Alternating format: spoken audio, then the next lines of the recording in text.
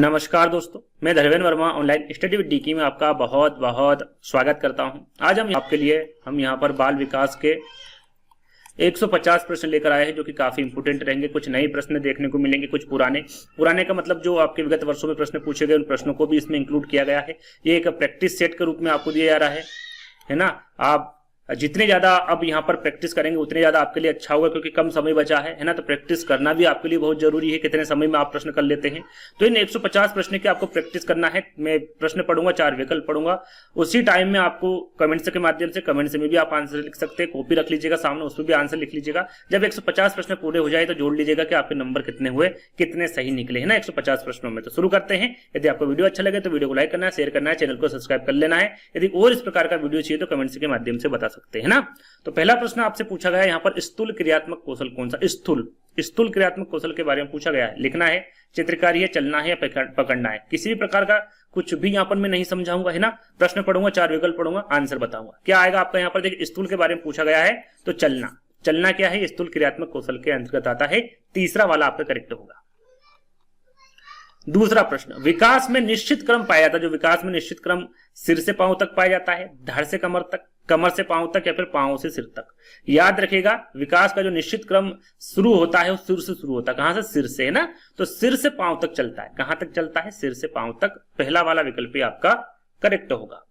चलिए अगला प्रश्न, विकास के निर्धारक तत्व है। यहां पर विकास का निर्धारक तत्व पूछा गया है। क्या है? माता पिता का स्वास्थ्य है, माता पिता का शैक्षणिक स्तर है, परिवार का सामाजिक संबंध है, या फिर परिपक्वता का एवं सीखना है। परिपक्वता एवं सीखना है, क्या है?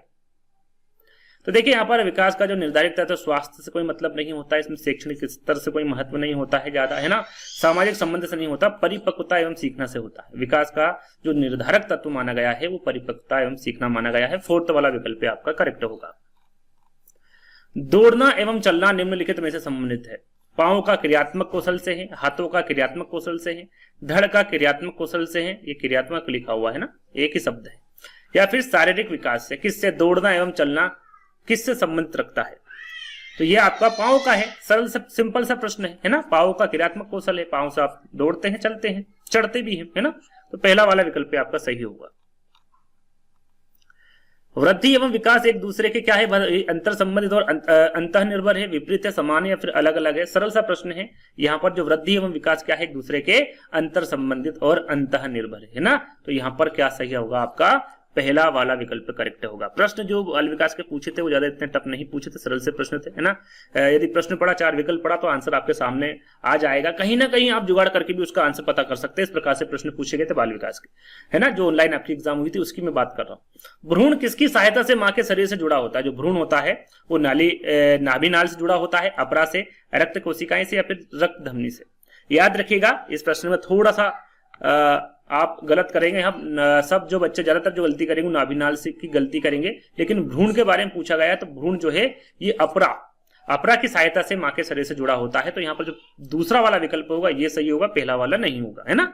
चलिए अगला प्रश्न, मस्तिष्क का 75% विकास किस आयु से होता है? 2 वर्ष की, 5 वर्ष की, 10 वर्ष की, या फिर 21 वर्ष की। 7वां प्रश्न, आंसर क्या होगा? फटाफट करना है ना, ज्यादा समय आपको नहीं दूंगा यहाँ पर। 7वें का आंसर होगा 5 वर्ष। इंपोर्टेंट है ये प्रश्न, है ना। काफी बार पूछा गया। मस्तिष्क का 75% जो विकास है वो 5 वर्ष तक की आयु में हो जाता है। अगला प्रश्न, चम्मच पकड़ने की क्रिया बालक सीखता है आंख एवं हाथ के समन्वय से सीखता है, सामाजिक विकास से, शारीरिक विकास से, मांसपेशियों से। ना तो सामाजिक से, ना शारीरिक से, ना मांसपेशियों से। सिंपल सा प्रश्न है। चम्मच जो पकड़ने की क्रिया है वो बालक आंख एवं हाथ के समन्वय से करता है ना। पहला वाला विकल्प आपका सही होगा। चलिए अगला प्रश्न, विकास की गति एक व्यक्ति से दूसरे व्यक्ति से भिन्न होती है, परंतु प्रतिरूप का रिक्त स्थान अनुसरण करते हैं, अव्यवस्थित अनुसरण करते हैं, प्रत्याशित या फिर अनुक्रमित एवं व्यवस्थित, या फिर पैर से सिर तक। विकास की जो गति होती है वो एक व्यक्ति से दूसरे व्यक्ति से में भिन्न होती है, लेकिन यहाँ पर पूछा गया परंतु प्रतिरूप का जो अनुसरण करते वो क्या करते, किसका करते हैं?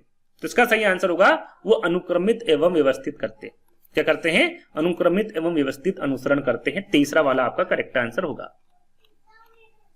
सीखने के लिए किसने स्वतंत्रता एवं निरंतरता को रिक्त स्थान आवश्यक है? क्या है? स्किनर, फ्रोबेल, चॉम्स्की, या फिर पियाजे। किसके द्वारा कहा गया है कि सीखने के लिए स्वतंत्रता एवं निरंतरता आवश्यक है, ये किसके द्वारा कहा गया है? सही आंसर होगा ये फ्रोबेल के द्वारा कहा गया है, बी वाला विकल्प आपका करेक्ट होगा। अगला प्रश्न, भाषा अर्जन का सिद्धांत किसने दिया है? ज्यादातर भाषा अर्जन जहां पर आ जाए आंसर आपका क्या होगा? पहले 4 विकल्प पढ़ देता हूं।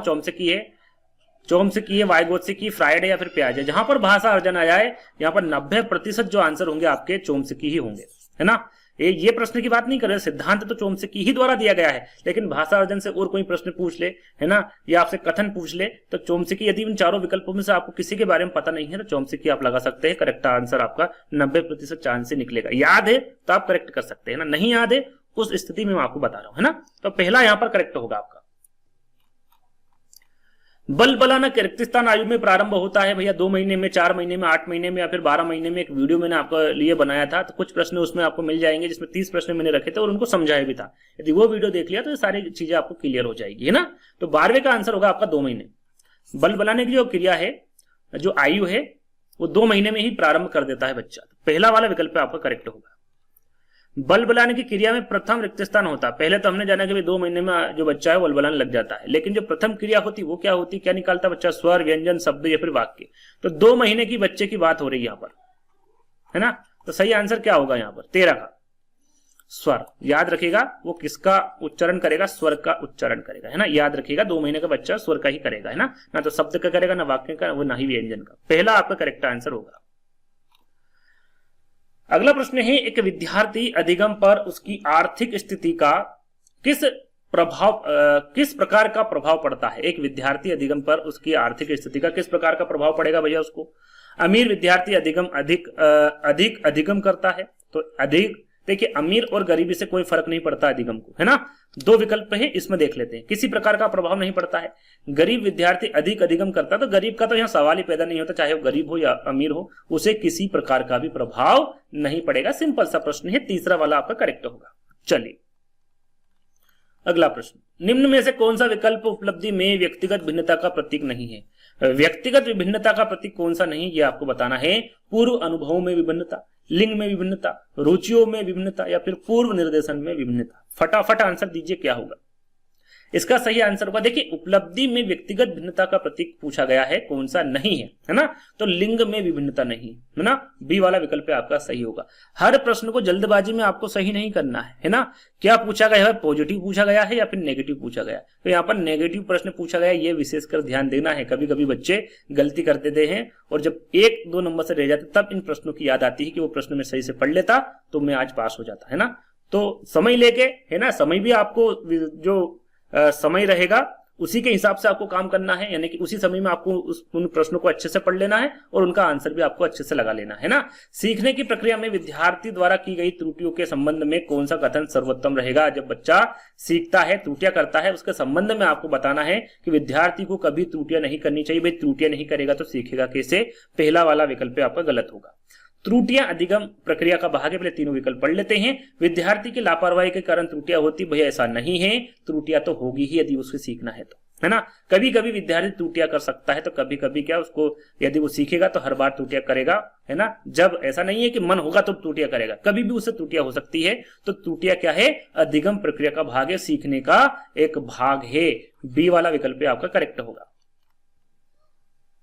एक बालक के व्यक्तित्व के मापन को सर्वाधिक व्यक्तिपरक विधि, यहां पर देखिए एक बालक के व्यक्तित्व के मापन की सर्वाधिक व्यक्तिपरक विधि कौन सी है ये पूछी गई है। प्रक्षेपी विधि है, साक्षात्कार विधि है, प्रश्नावली विधि है या फिर समाज मिति विधि है। इस पर भी हमने एक वीडियो बनाया है, यदि उन वीडियो को देख लेंगे तो ये सारी जो विधियां हैं सारी आपको अच्छे से समझ में आ जाएगी। राइट आंसर होगा आपका प्रश्नावली विधि। याद रखिएगा व्यक्तित्व के मापन की जो सर्वाधिक व्यक्तिपरक विधि होगी वो प्रश्नावली विधि होगी। तीसरा वाला विकल्प आपका करेक्ट होगा। अगला प्रश्न, निम्न में से व्यक्तित्व मापन की प्रक्षेपी विधि, देखिए यहाँ पर व्यक्तित्व मापन की प्रक्षेपी विधि पूछ ली गई, क्या होगी? निर्धारण मापनी होगी, अवलोकन, साक्षात्कार या फिर प्रासंगिक अंतर्बोध परीक्षा। यहाँ पर बहुत सारी प्रक्षेपी विधि होती भैया, है ना, एक नहीं होती, इनकी भी विधियां होती और भी विधियां होती इनके अंतर्गत। तो ये वीडियो में प्रॉपर्ली बना चुका हूं, यदि नहीं देखा देख लीजिएगा, आपको समझ में आ जाएगा। 18वें का जो आंसर होगा वो होगा प्रासंगिक अंतर्बोध परीक्षण। यह आपका व्यक्तित्व मापन की एक प्रक्षेपी विधि के अंतर्गत आएगा। 4th वाला विकल्प आपका करेक्ट होगा। निम्नलिखित में से कौन सा कारक पर्यावरण या परिवेश से संबंधित नहीं है? पर्यावरण व परिवेश से संबंधित कौन सा कारक नहीं है? साथियों के समूह, समुदाय, परिवार या फिर भावनाएं। सरल सा प्रश्न है, 4 विकल्प पढ़ेंगे। देखिए यहाँ पर साथियों का समूह, पर्यावरण, परिवेश से, समुदाय भी, परिवार, भावनाएं नहीं होती है ना। भावनाएं सब ये पर्यावरण और परिवेश से संबंधित नहीं होती, स्वयं के अंतर्गत आती है ना। तो यहाँ पर जो 4th वाला विकल्प होगा ये आपका करेक्ट होगा। बच्चों के सीखने के तंत्र को समझना महत्वपूर्ण है, जिससे कि उन्हें नई संकल्पनाएं सिखाएं, है ना, उन्हें आज्ञाकारी बनाएं, उन्हें दोस्त बनाने में मदद करें या फिर स्कूल के शिष्टाचार सीखे। क्या है 20वें का आंसर?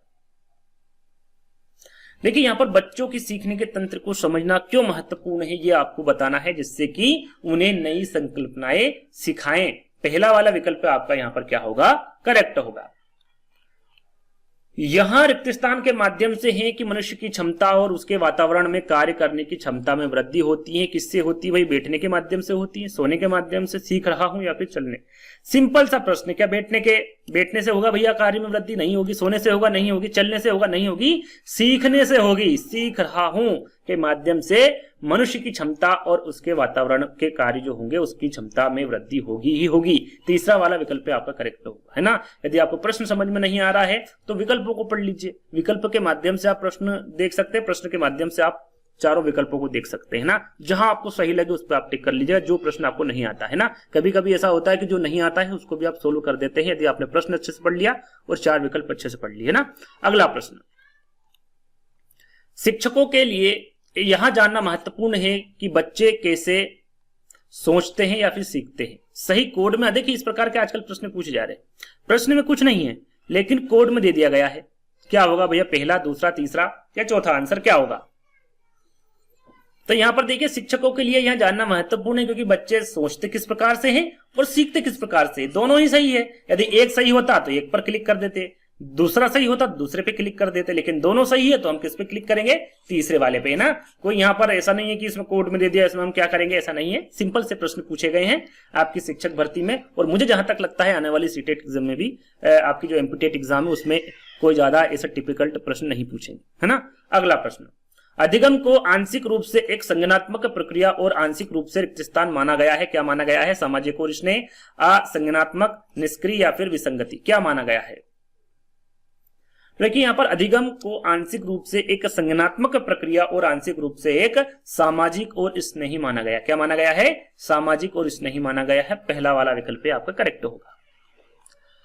सीखना एक संज्ञानात्मक प्रक्रिया के रूप में योग्य है क्योंकि इसमें निम्नलिखित शामिल है। क्या शामिल है भैया सीखने के संज्ञानात्मक प्रक्रिया के रूप में? केवल विचार है जिसको रीजनिंग कहा जाता है, केवल धारणा है, केवल विश्लेषण है या फिर विचार, धारणा और विश्लेषण तीनों है। क्या है? तो जहां पर केवल आ जाए, है ना, और प्रश्न पॉजिटिव पूछे 90% में आपको बताना हो तो वो करेक्ट क्या होगा? केवल नहीं होगा। करेक्ट केवल नहीं होगा। वो क्या होगा? जो चौथा विकल्प है, दूसरा विकल्प, कोई सा हो, जहां पर केवल हो जाए वहां पर आप कैंसिल कर दीजिएगा, वो कभी भी सही नहीं हो सकता। सही क्या होगा आपका? विचार, धारणा और विश्लेषण, ये तीनों ही लिखित शामिल है ना। या फिर सीखना एक संज्ञानात्मक प्रक्रिया के रूप में योग्य है। ये जो तीनों मैंने आपको बताए हैं, विचार, धारणा और विश्लेषण, ये तीनों ही इसके अंतर्गत आएंगे। 4th वाला विकल्प आपका करेक्ट होगा। चलिए, निम्नलिखित में से कौन सा कथन सही नहीं है? निम्नलिखित में से कौन सा कथन है जो सही नहीं है? नेगेटिव प्रश्न पूछा गया है। अब हम 4 विकल्पों को पढ़ लेते हैं। क्या सही नहीं है उसके बारे में आपको बताना है। अध्यापन और अधिगम के अलग अलग अर्थ होते हैं। बिल्कुल दोनों के अलग अलग अर्थ होते हैं, तो ये तो सही है। अध्यापन और अधिगम एक दूसरे से संबंधित है। बिल्कुल एक दूसरे से संबंधित है। अध्यापन अधिगम का कोई अलग अर्थ नहीं है। तो भैया जब पहला वाला हमने टिक कर दिया अर्थ अलग अलग है तो माने आपका जो तीसरा वाला विकल्प है ये गलत है, और यही पूछा गया है, नेगेटिव प्रश्न पूछा गया है। तीसरा वाला आपका करेक्ट आंसर होगा। 4th की पढ़ने की आवश्यकता नहीं, फिर भी पढ़ लेते हैं। अध्यापन अधिगम की प्रक्रिया अध्यापन और अधिगम दोनों से भिन्न होती, बिल्कुल होती है। तो ये भी सही है, ये भी सही है, ये भी सही है। 4th आपका गलत है, और गलत जो है वही पूछा गया है ना। तो जो तीसरा वाला विकल्प होगा ये करेक्ट होगा आपका। चलिए, अध्यापन जैसे टीचिंग बोला जाता है का संबंध रिक्त स्थान से नहीं है। किससे नहीं भैया? टीचिंग यानी अध्यापन का संबंध अध्ययन से बिल्कुल है, लिखने से है, अंक गणित से, जिम्मेदारियों से नहीं है ना। टीचिंग का कोई संबंध जिम्मेदारियों से नहीं होता है। सरल सा प्रश्न पूछा गया था आपसे, ऑनलाइन एग्जाम वाला प्रश्न है ये। 4th वाला विकल्प आपका करेक्ट होगा। अगला प्रश्न, अधिकार और दायित्व इसमें शामिल है, किसमें भैया? जो अधिकार और दायित्व है क्या वो शिक्षा में है या फिर अध्यापन में? दो सिंपल से दो यहां पर विकल्प रखे हैं और कूट में आपसे पूछा गया है कि पहला, दूसरा, तीसरा, चौथा कौन सा सही है। तो अधिकार और दायित्व जो शामिल होते हैं वो शिक्षा एजुकेशन में भी होते हैं और अध्यापन टीचिंग में भी होते हैं। इसका मतलब क्या है आपका कि तीसरा वाला विकल्प आपका सही है, पहला और दोनों सही है। अधिकार और दायित्व शिक्षा के संबंध में भी शामिल होते हैं और अध्यापन में भी शामिल होते हैं, है ना। तो तीसरा वाला विकल्प आपका करेक्ट होगा। अगला प्रश्न, अधिगम और सोचना रिक्त स्थान प्रक्रिया है। क्या है भैया? अधिगम और सोचना अपेक्षित है, प्रासंगिक है, सही कोड में आपको बताना है कि सही आंसर क्या होगा।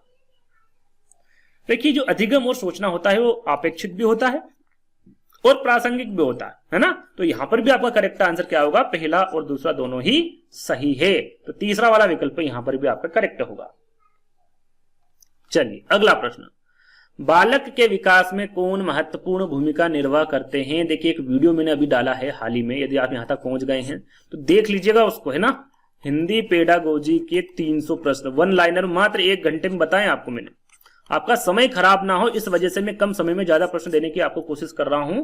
तो हिंदी पेडागोजी के 300 प्रश्न देख लेना। यदि 1 घंटे में यदि उसमें से 5 प्रश्न, 10 प्रश्न, 2 प्रश्न भी आ गए तो कौन सी वहां आप 1 घंटा देख के कौन सा समय बर्बाद कर लेंगे। वैसे मुझे जहां तक लगता है सारे प्रश्न मैंने उसमें इंक्लूड कर लिए हैं।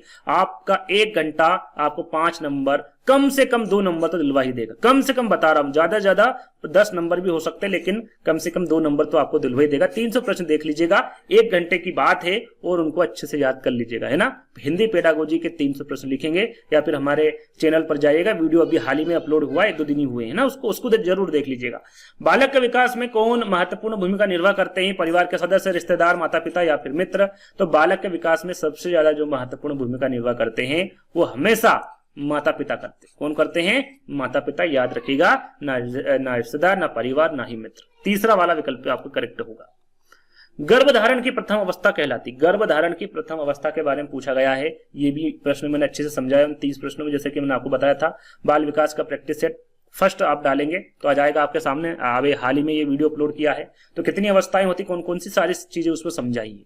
तो गर्भधारण की प्रथम अवस्था के बारे में पूछा गया है, पिंड अवस्था, भ्रूण अवस्था, डिंब अवस्था या फिर बीज अवस्था। तो वो डिंब अवस्था होती प्रथम अवस्था, है ना। पहला वाला, तीसरा वाला जो विकल्प होगा ये आपका करेक्ट होगा। अगला प्रश्न, चलना सीखना है, क्या है? लक्षण है, शारीरिक विकास है, क्रियात्मक विकास है या फिर व्यवहार है? चलना सीखना क्या है भैया? क्रियात्मक विकास है। सरल सा प्रश्न है, क्या है ये? क्रियात्मक विकास, है ना। तीसरा वाला विकल्प आपका करेक्ट होगा। अगला प्रश्न, बालक के मानसिक स्वास्थ्य को कौन सा घटक प्रभावित नहीं करता है? बालक के मानसिक स्वास्थ्य को पूछा गया है कि वो कौन सा घटक जो प्रभावित नहीं करता है। नेगेटिव प्रश्न पूछा गया, परिवार की गरीबी, कक्षा में नींद आना, स्नेह की कमी या फिर घरेलू कलह। कौन नहीं करता है ये पूछा गया है। सही आंसर होगा कक्षा में नींद आना। देखिए गरीबी, परिवार में गरीबी ये मानसिक स्वास्थ्य को खराब कर सकती, प्रभावित कर सकती है ना। स्नेह की कमी से बच्चे का जो मानसिक स्वास्थ्य है उसमें कमी आ सकती है, घरेलू कलह में हो सकती है, लेकिन कक्षा में नींद आने से इसमें कुछ खास प्रभाव नहीं पड़ता, है ना। तो बी वाला विकल्प आपका यहाँ पर करेक्ट होगा। चलिए अगला प्रश्न, विकास का अर्थ यहां पर बताना क्या है? विकास का अर्थ क्या है? सीधा सीधा पूछा गया है। व्यवहार में परिवर्तन, कल्पना में परिवर्तन, आकार में परिवर्तन या फिर भावना में परिवर्तन। तो ना तो कला, ना आकार, ना भावना, किसमें? व्यवहार में परिवर्तन। पहला वाला विकल्प आपका करेक्ट होगा। चलिए अगला प्रश्न, कौन सा मानसिक विकार नहीं है? मानसिक विकार कौन सा नहीं है ये पूछा गया है। मिर्गी, गठिया, तंत्रिका रोग या फिर मनोविकृति। इस पर एक वीडियो प्रॉपर्ली बनाया मैंने। मानसिक विकार, अक्षमता, है ना। एक वीडियो में सारी चीजें आपको समझ आ जाएगी, है ना। अक्षमता वीडियो डालेंगे, उसके आगे लिख लीजिएगा ऑनलाइन स्टडी विद डीके। हर एक चीजों को वहां पर मैंने बारीकी से समझाया है, उस वीडियो को देख लीजिएगा। जितनी भी अधिगम अक्षमता है वो सारी आपको कंप्लीट याद हो जाएगी। किसी भी प्रकार का प्रश्न पूछ लेंगे आप गलत नहीं करेंगे। अधिगम अक्षमता के लिखने के बाद में चैनल का नाम लिख लीजिएगा ऑनलाइन स्टडी विद डीके और वो वीडियो देख लीजिएगा। हाल ही में अपलोड किया है, ज्यादा समय नहीं हुआ है। तो यहाँ पर कौन सा मानसिक विकार नहीं है इसके बारे में पूछा गया है। तो देखिए यहाँ पर जो गठिया है, ये गठिया मानसिक विकार के अंतर्गत नहीं आएगा। मिर्गी, तंत्रिका रोग और मनोविकृति ये तीनों ही मानसिक विकार के अंतर्गत आते हैं। याद रखिएगा, अच्छा प्रश्न था ये। अगला प्रश्न, मानसिक बीमारी में शामिल नहीं। फिर से वही प्रश्न पूछा गया भाई, मानसिक बीमारी में कौन सी बीमारियां क्या शामिल नहीं है? अनुवांशिकता कारक, बचपन का अनुभव, मस्तिष्क में परिवर्तन या फिर वात ज्वर। क्या नहीं है यहां पर देखिए नेगेटिव पूछा गया, हमेशा ध्यान दीजिएगा पूछा क्या गया है। तो मानसिक बीमारी के अंतर जो वात ज्वर होती है, ज्वर है ना, बीमार जो होते हैं ना, वो वात ज्वर जो है मानसिक बीमारी में शामिल नहीं है। फोर्थ वाला विकल्प आपका करेक्ट होगा। अगला प्रश्न, 1 वर्ष के स्वस्थ बच्चे का वजन होता है, 1 वर्ष का जो बच्चा होता है उसके स्वस्थ बच्चे का वजन कितना होता है। तो यहाँ पर ऐसा नहीं दिया गया 2 किलो 3 किलो 4 किलो, ऐसा नहीं है। जन्म के वजन का 2 गुना हो जाएगा 1 वर्ष में, जन्म के वजन का 3 गुना हो जाएगा, जन्म के वजन का 4 गुना, या फिर जन्म के वजन का 5 गुना। 1 वर्ष में कितना होगा ये आपको बताना है। सही आंसर होगा जन्म के वजन का 3 गुना हो जाएगा। यदि जन्म हुआ है बच्चे का और 3 किलो का है तो इसमें 3 का गुना कर दे, है ना। 1 साल में उसका वजन कितना होना चाहिए, 9 किलो होना चाहिए ना। ये एक मोटा मोटा हिसाब है, 9 किलो तक होना चाहिए। तो बी वाला विकल्प आपका सही होगा। चलिए अगला प्रश्न, शेषावस्था में रक्तचाप होता है, कम होता है, अधिक होता है, बहुत कम होता है, या फिर बहुत अधिक होता है। इस पर भी हमने प्रॉपरली वीडियो बनाई है ना, उसको भी देख लीजिएगा। शेषावस्था, बाल्यावस्था और किशोरावस्था, सारे प्रश्नों को समझाया है, देखेंगे तो आपको समझ आ जाएगा। अगला प्रश्न इसका आंसर मैं आपको बताता, कम होती, याद रखिएगा। शेषावस्था में रक्तचाप होता कैसा होता है, हमेशा कम होता है। पहला वाला विकल्प आपका सही होगा।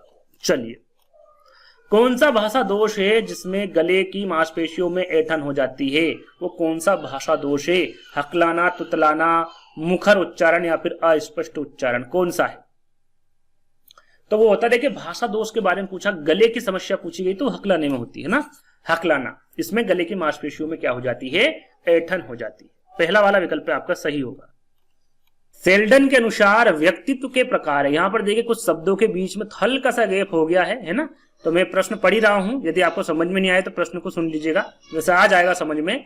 सेल्डन के अनुसार व्यक्तित्व का प्रकार पूछा गया है, कौन सा है भैया। सामाजिक है, मध्याकृति है, खिलाड़ी है, या फिर स्थूलकाय है। न स्थूलकाय है, न खिलाड़ी है, और ना ही सामाजिक। क्या है, मध्याकृति है। बी वाला विकल्प आपका करेक्ट होगा। अगला प्रश्न,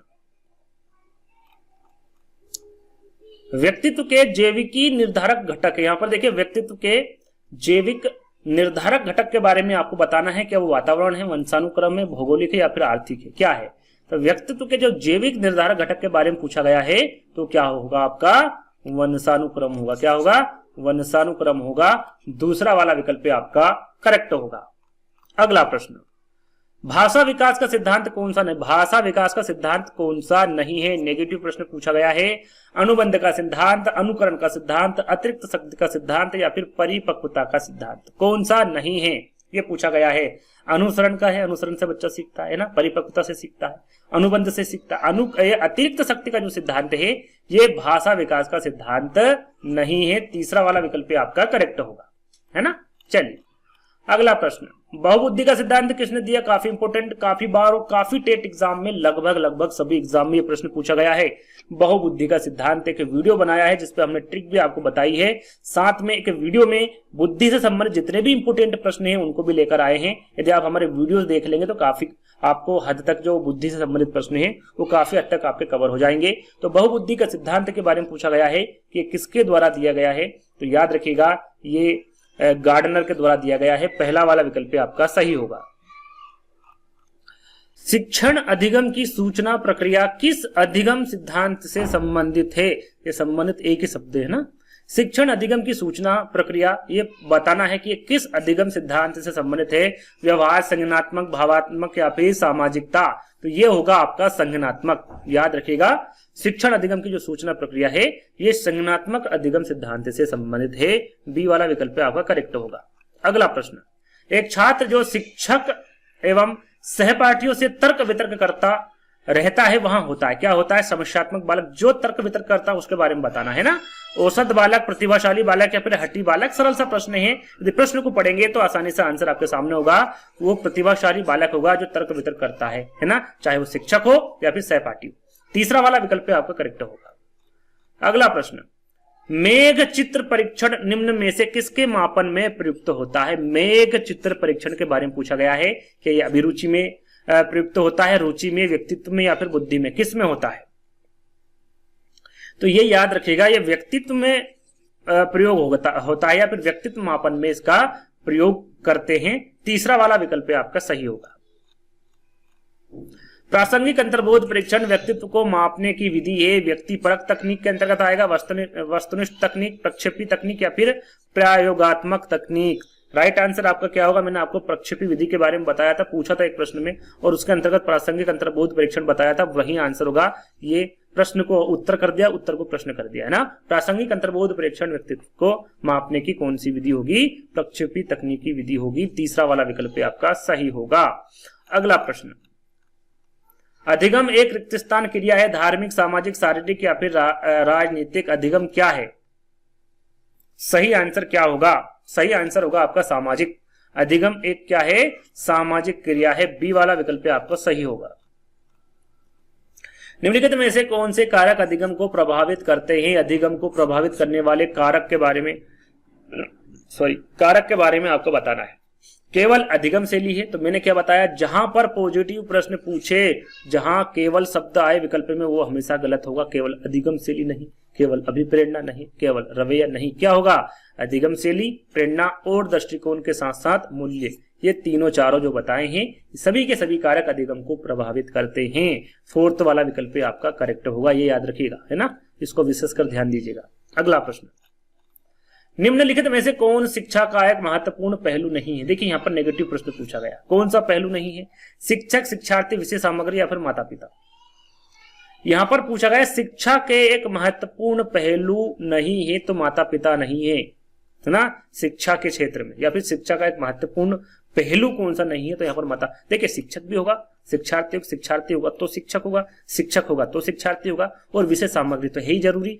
यहाँ पर माता पिता जरूरी नहीं है, या फिर महत्वपूर्ण पहलू नहीं है ना। चलिए अगला प्रश्न, सीखने को व्यक्तित्व और रिक्त स्थान कारकों की अंतरक्रिया के रूप में परिभाषित किया जा सकता है, मनोवैज्ञानिक, शारीरिक, पर्यावरण या फिर मुद्रा। क्या सही आंसर होगा? देखिए सीखने को व्यक्तिगत और पर्यावरण कारकों की अंतरक्रिया के रूप में परिभाषित किया जा सकता है, तो यहां पर पर्यावरण तीसरा वाला विकल्प आपका करेक्ट होगा। 50 प्रश्न आपके कंप्लीट हो चुके हैं, 100 प्रश्न और बचे हैं। शिक्षण क्या है? छात्रों का मार्गदर्शन करने की एक जटिल कला है, शिक्षार्थी के विभिन्न पहलुओं के बीच संबंध स्थापित करता है। तो यहाँ पर कूट में आपको आंसर देना है कि भैया केवल यहाँ पर केवल फर्स्ट और यहाँ पर केवल सेकंड लिखा हुआ है, यहाँ पर फर्स्ट और सेकंड दोनों लिखा हुआ है ना, ये विकल्प है ना, थोड़ा सा मिसप्रिंट हो गया जो मैंने सही कर दिया है। क्या सही आंसर होगा? तो देखिए यहाँ पर शिक्षण जो है ये छात्रों का मार्गदर्शन करने की एक जटिल कला है, बिल्कुल सही है, और शिक्षा के विभिन्न पहलुओं के बीच संबंध भी ये स्थापित करता है। तो यहाँ पर भी पहला और दूसरा दोनों ही सही होंगे, तीसरा वाला विकल्प आपका सही होगा। चलिए, शिक्षण रिक्त स्थान होना चाहिए, भाई कैसा होना चाहिए? नैदानिक होना चाहिए या फिर उपचारात्मक होना चाहिए?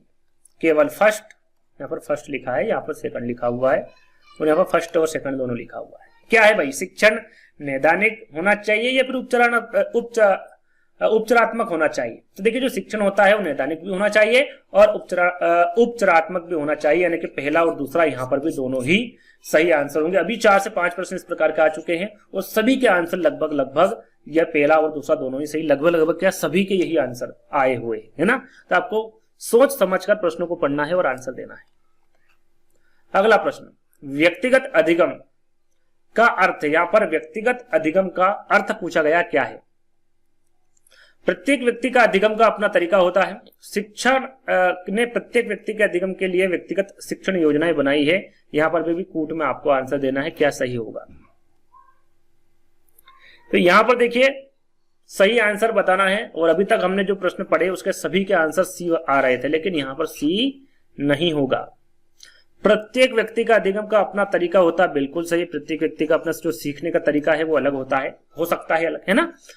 अगला जो विकल्प है दूसरा, शिक्षक ने प्रत्येक व्यक्ति के अधिगम के लिए व्यक्तिगत शिक्षण योजनाएं बनाई, ऐसा नहीं होता। व्यक्तिगत शिक्षण योजनाएं नहीं होती है, यानी कि सिर्फ और सिर्फ पहला वाला विकल्प आपका सही होगा। तो पहला कहां पर है? केवल फर्स्ट, यानी कि पहले वाला विकल्प यहाँ पर आपका करेक्ट होगा, है ना।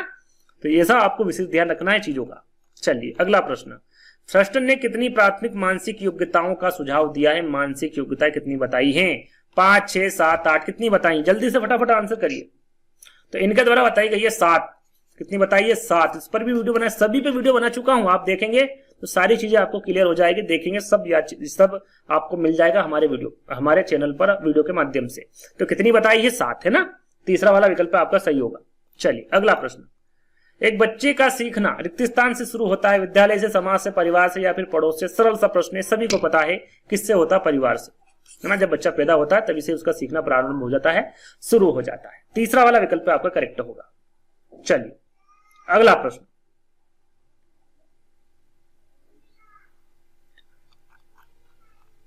शिक्षण है क्या भैया? कला है, विज्ञान है?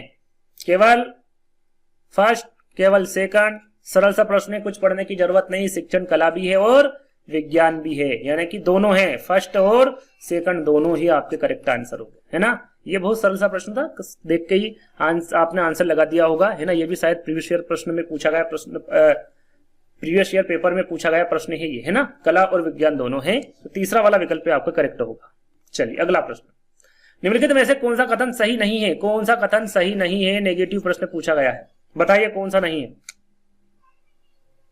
अधिगम शिक्षार्थी के पिछले अनुभवों का सारांश है। अधिगम शिक्षार्थी के ज्ञान और अनुभव का रचनात्मक संश्लेषण है, बिल्कुल है। अधिगम का लक्ष्य उच्च स्तर की सोच है, बिल्कुल है। अधिगम रचनात्मक है, बिल्कुल है। ये पिछले अनुभव का सारांश नहीं है अधिगम, है ना। तो पहला वाला विकल्प आपका सही होगा, ये कथन सही नहीं है अधिगम के संबंध में, तो पहला आपका करेक्ट होगा। चलिए अगला प्रश्न, अधिगम को शिक्षार्थी के व्यवहार में रिक्त स्थान परिवर्तन के रूप में परिभाषित किया जाता है, जबकि शिक्षण गतिविधियों को छात्र के जीवन में रिक्त स्थान परिवर्तन उत्पन्न करने के लिए किया जाता है। यहाँ पर रिक्त स्थान की जगह पर क्या आएगा? प्रश्न के अनुसार आपको बताना है। अपेक्षाकृत स्थायी वांछित आएगा, अस्थायी वांछित आएगा, वांछित स्थायी, स्थायी अस्थायी, क्या आएगा? सही आंसर क्या होगा? तो यहां पर देखिए, अधिगम को शिक्षार्थी के व्यवहार में अपेक्षाकृत स्थायी परिवर्तन के रूप में परिभाषित किया जाता है, जबकि शिक्षण गतिविधियों को छात्र के जीवन में वांछित परिवर्तन उत्पन्न करने के लिए किया जाता है। पहला वाला विकल्प आपका सही होगा। अगला प्रश्न, कौन सा मानसिक विकार है? देखिए यहां पर फिर प्रश्न वही पूछा गया है, लेकिन यहां पर विकल्पों को हमेशा हर प्रश्न में बदल दिया गया। मानसिक विकार कौन सा है? अभी कुछ समय पहले हमने 2 प्रश्न पढ़े थे कि कौन सा है और कौन सा नहीं है। आपसे नेगेटिव प्रश्न भी पूछा गया है और पॉजिटिव प्रश्न भी पूछा गया है ना। और फिर से पॉजिटिव प्रश्न पूछा गया, मानसिक विकार कौन सा है? धनु स्तंभ जिसे टिटनेस बोला जाता है, तंत्रिका रोग, नशीली दवाइयों पर निर्भरता, या फिर शराबीपन। तो ये तंत्रिका रोग, जो तंत्रिका रोग है, ये मानसिक विकार के अंतर्गत आएगा। थूकना तथा बलबलाना का संबंध किससे है? ये आपको बताना। थूकना तथा बलबलाना सामाजिक विकास है, व्यक्तित्व विकास है, भाषा विकास है, या फिर शारीरिक विकास है? थूकना तथा बल बनाने का किससे संबंधी है, ये आपको बताना है। तो ये भाषा विकास से संबंध है। किससे? भाषा विकास से। तीसरा वाला विकल्प आपका सही होगा। अगला प्रश्न, रिक्त स्थान के अनुसार व्यवहार मनोवैज्ञानिक अध्ययन है, किसका है? व्यवहार मनोवैज्ञानिक अध्ययन हरलॉक का है, वाटसन का है, एडलर का है, या फिर फ्रायड का है? तो जो व्यवहारिक मनोवैज्ञानिक अध्ययन है, ये जेबी वाटसन का अध्ययन। किसका है? जेबी वाटसन का। याद रखिएगा, बी वाला विकल्प आपका करेक्ट होगा। अगला प्रश्न, बाल विकास का अध्ययन महत्वपूर्ण है भैया, बालक के उचित देखभाल के लिए नहीं है, बालक के सर्वांगीण विकास के लिए। कब है? बालक के सर्वांगीण विकास के लिए महत्वपूर्ण है बाल विकास का अध्ययन। बी वाला आपका करेक्ट होगा, तीसरा गलत होगा, फोर्थ वाला गलत होगा, है ना। तो बी करेक्ट होगा, याद रखिएगा। अगला प्रश्न है, लेखन विकार का अर्थ है, जैसा कि मैंने आपको बताया, अधिगम अक्षमता। ये किसके अंतर्गत आते हैं? इस प्रकार के प्रश्न अधिगम अक्षमता के अंतर्गत आते हैं। इसके पीछे ऑनलाइन स्टडी विद डीके लिख लीजिएगा, आपको एक वीडियो मिलेगा जिसमें सारी जानकारी आपको मिल जाएगी। लेखन विकार सरल सा प्रश्न है, लेखन यानी कि लिखना, है ना। तो पढ़ने में कठिनाई, लिखने में, समझने में कठिनाई, या फिर चलने में तो सरल सा लेखन से लिखना हो जाएगा, यानी कि लिखने में कठिनाई का अर्थ होता है लेखन विकार से, है ना। तो बी वाला विकल्प आपका करेक्ट होगा। बालक की विकास प्रक्रिया कैसे बढ़ती है? सरल से जटिल, जटिल से सरल, विशिष्ट से सामान्य, या फिर सामान्य से विशिष्ट? तो बालक के जो विकास की प्रक्रिया होती है, ये सामान्य से विशिष्ट की ओर बढ़ती, सामान्य से विशिष्ट। फोर्थ वाला विकल्प आपका सही होगा। अगला प्रश्न, मस्तिकाभिमुख नियम रिक्त स्थान से संबंधित है। कैसे संबंधित है भैया? मस्तिकाभिमुख नियम विकास से, वृद्धि से, भावना से, या फिर परिपक्वता से? किससे संबंध रखता है?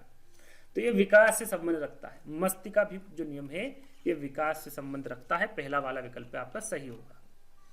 प्रसव की प्रथम अवस्था कहलाती, प्रसव की प्रथम अवस्था कौन सी कहलाती है, इसके बारे में पूछा गया है। निष्कासन, विस्तारण, विकास या फिर पूर्ण निष्कासन। तो प्रसव की प्रथम अवस्था के बारे में पूछे तो ये वो अवस्था विस्तारण कहलाती है। क्या कहलाती है? विस्तारण। बी वाला विकल्प आपका सही होगा।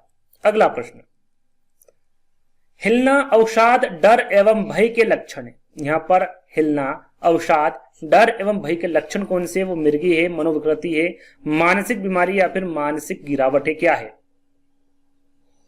तो यहां पर सही आंसर क्या होगा? ये एक तरह की मनोविकृति है। हिलना, अवसाद, डर एवं भय के लक्षण किसके अंतर्गत आएंगे? मनोविकृति के अंतर्गत आएंगे। बी वाला विकल्प आपका सही होगा। अगला प्रश्न, जुंग के अनुसार व्यक्तित्व के प्रकार बताना है। भैया कौन से प्रकार बताए जुंग के अनुसार? अंतर्मुखी, बहिर्मुखी, खिलाड़ी बहिर्मुखी, मध्याकृति अंतर्मुखी या फिर सामाजिक एवं उभयमुखी, कौन सा बताया है? सरल सा प्रश्न है, थोड़ा बहुत भी आपने पढ़ा होगा तो अंतर्मुखी एवं बहिर्मुखी एक दूसरे से संबंध रखते हैं, है ना। तो ये जुंग के अनुसार व्यक्तित्व के जो प्रकार बताए हैं वो अंतर्मुखी एवं बहिर्मुखी से संबंधित प्रकार बताए हैं। ए वाला विकल्प आपका सही होगा। बालकों के व्यक्तित्व पर प्रभुत्वशाली अभिवृत्ति का प्रभाव पड़ता है। सुरक्षा की भावना है, या श्रेष्ठता की भावना है, सहयोग की भावना है या फिर आत्मविश्वास की भावना है? कौन सी भावना है ये आपको बताना है।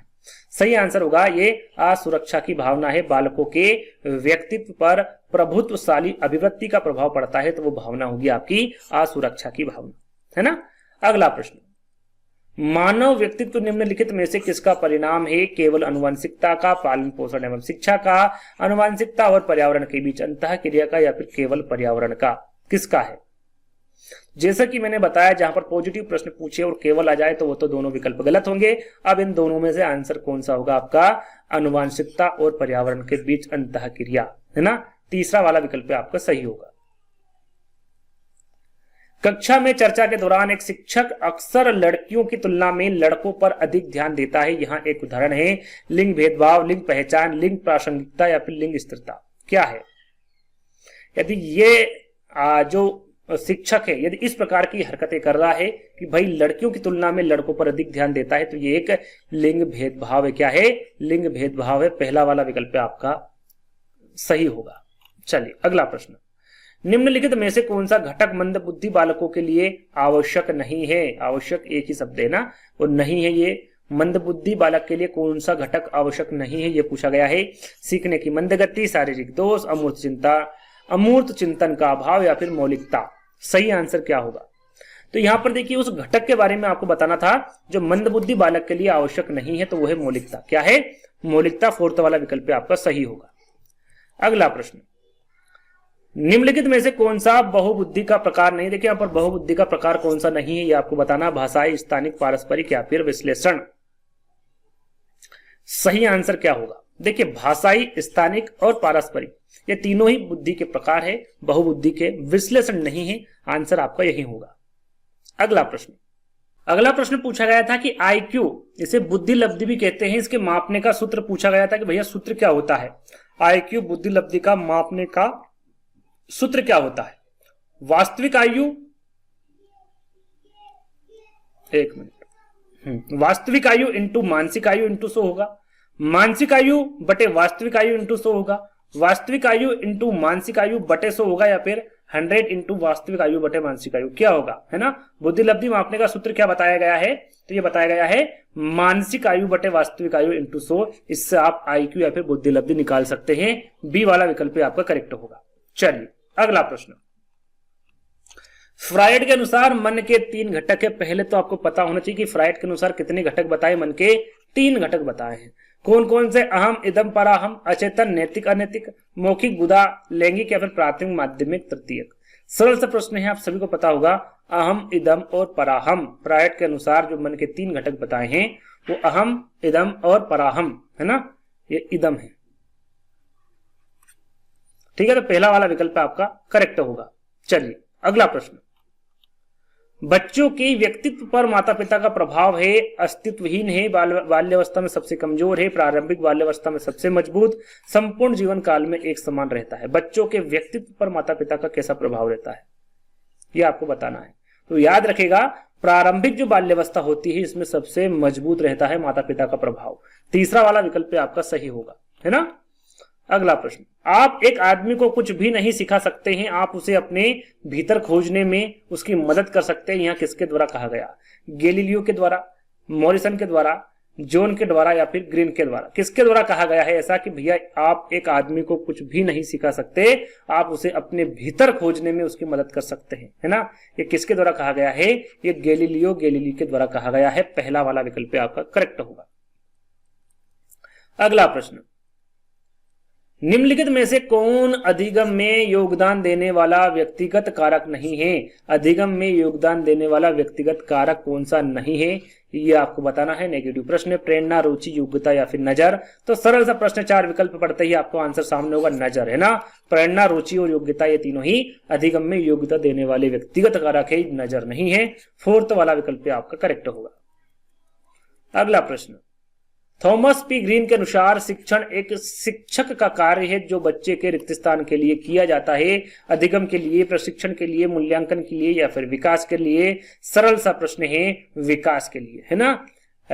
ग्रीन के अनुसार शिक्षण एक शिक्षक का कार्य क्या है? जो बच्चे के विकास के लिए किया जाता है। डी वाला विकल्प आपका सही है।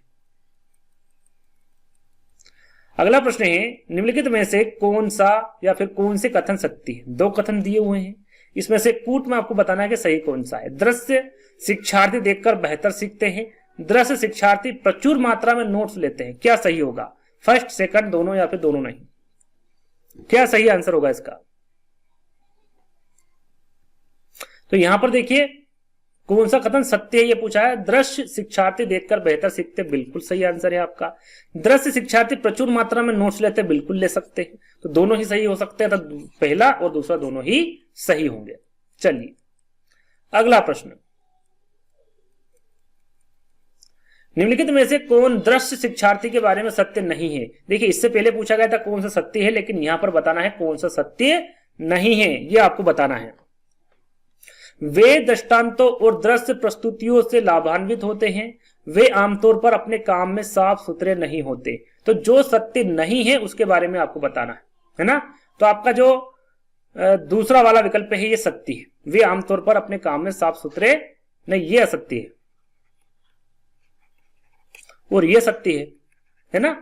वे दृष्टांतों और दृश्य प्रस्तुतियों से लाभान्वित तो बिल्कुल होते हैं। तो यहां पर पूछा कौन सा सत्य नहीं है, तो असत्य कौन सा है? आपका दूसरा वाला, और यही आपका करेक्ट आंसर होगा, केवल बी, है ना। जो प्रश्न में पूछा गया उसी का आंसर आपको देना। सत्य पूछते तो आपका पहला वाला करेक्ट होता है ना, लेकिन असत्य पूछा है तो बी वाला आपका सत्य, सेकंड वाला विकल्प आपका सत्य होगा, है ना।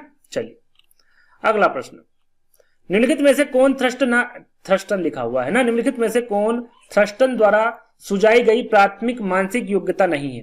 प्राथमिक मानसिक योग्यता कौन सी नहीं है? संख्या, स्मृति, स्पीड या फिर रवैया? कौन सी नहीं है यह आपको बताना है। तो यहां पर जो प्राथमिक मानसिक योग्यता है वो आपकी संख्या होगी, स्मृति होगी और स्पीड होगी, रवैया नहीं होगा। 4th वाला विकल्प आपका सही होगा। अगला प्रश्न, बच्चे रिक्त स्थान के माध्यम से सीखते, किससे सीखते हैं? सामाजिक संपर्क से, सामाजिक भागीदारी से, किससे? कूट में आपको आंसर देना है। तो जो बच्चे होते हैं वो सामाजिक संपर्क से भी सीखते हैं, वो सामाजिक भागीदारी से भी सीखते हैं। दोनों ही आपका करेक्ट आंसर होगा, तो यानी कि तीसरा वाला सही आंसर होगा। चलिए अगला प्रश्न, विभिन्न प्रकार की अभिक्षमताओं के बारे में ज्ञान हमें अपने मेहनतों को कम करने और रिक्त स्थान को अधिकतम करने में सक्षम बनाता है। रिक्त स्थान भरे, यहां पर रिक्त स्थान की जगह क्या आएगा यह आपको बताना। समस्याएं, अधिगम, अध्ययन या फिर स्मरण शक्ति? सही आंसर क्या होगा? तो यहां पर देखिए विभिन्न प्रकार की अभिक्षमताओं के बारे में ज्ञान हमें अपने मेहनतों को कम करने और अधिगम, यह क्या आएगा? अधिगम को अधिकतम करने में सक्षम बनाता है। तो यहां पर अधिगम आपका करेक्ट आंसर होगा, है ना। चलिए अगला प्रश्न, परिपक्वता संबंधित है किससे? भैया वृद्धि की प्रक्रिया से, शिक्षण की प्रक्रिया से, उत्पादकता की प्रक्रिया से या फिर आवश्यकता की प्रक्रिया से? परिपक्वता संबंधित है किससे है? तो यह वृद्धि की प्रक्रिया से संबंधित है। पहला वाला विकल्प आपका सही होगा। अगला प्रश्न, बुद्धि की अवधारणा का सबसे पहला प्रयास रिक्त स्थान के कार्य से शुरू होने वाली साइकोमेट्रिक परंपरा थी। कौन सी? ये किसके द्वारा कहा गया है? तो ये नोम चोम्स्की, अल्फ्रेड बिने, नॉर्मन फिकेलस्टीन या फिर बर्डेल रसेल के द्वारा, किसके द्वारा कहा गया है?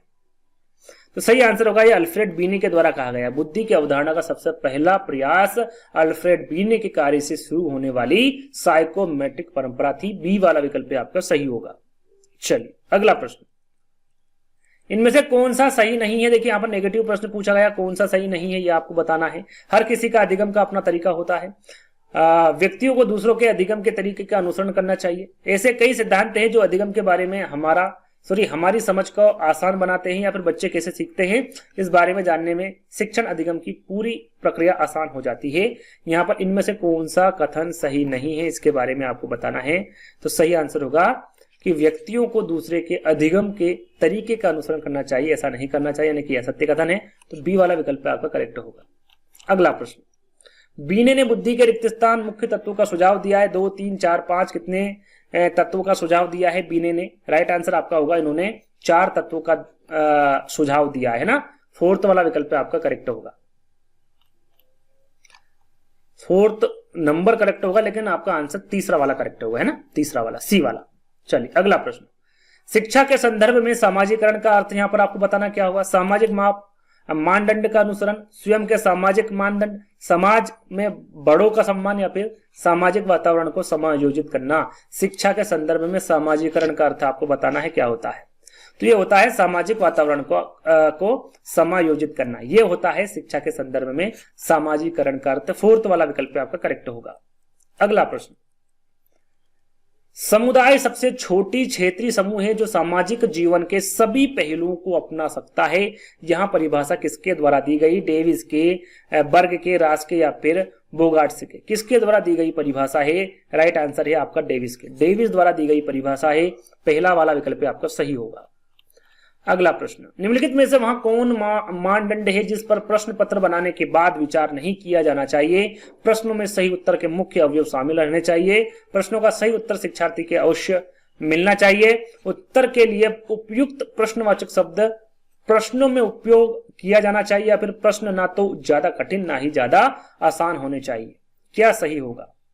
प्रश्न को एक बार फिर दोहरा लेते हैं, निम्नलिखित में से वह कौन सा मापदंड है जिस पर प्रश्न पत्र बनाने के बाद विचार नहीं किया जाना चाहिए? तो वह है प्रश्न ना तो ज्यादा कठिन ना ही ज्यादा आसान होना चाहिए, है ना। यहाँ पर 4th वाला जो विकल्प होगा ये आपका बिल्कुल करेक्ट होगा। चलिए अगला प्रश्न, एकाधिक शैक्षणिक तकनीकें, मिश्रित शिक्षण सामग्री, बहुमूल्यांकन तकनीकें और सामग्री की जटिलता और प्रकृति में भिन्नता लिखा हुआ है ना। प्रकृति में भिन्नता निम्नलिखित में से किसके साथ जुड़ी हुई है? ये सारी की सारी जो सामग्रियां हैं ये किसके साथ जुड़ी हुई है ये आपको बताना है। शिक्षण का शाश्वत डिजाइन, उपचारात्मक अध्यापन, पृथक दिशा निर्देश या फिर पारस्परिक अध्यापन।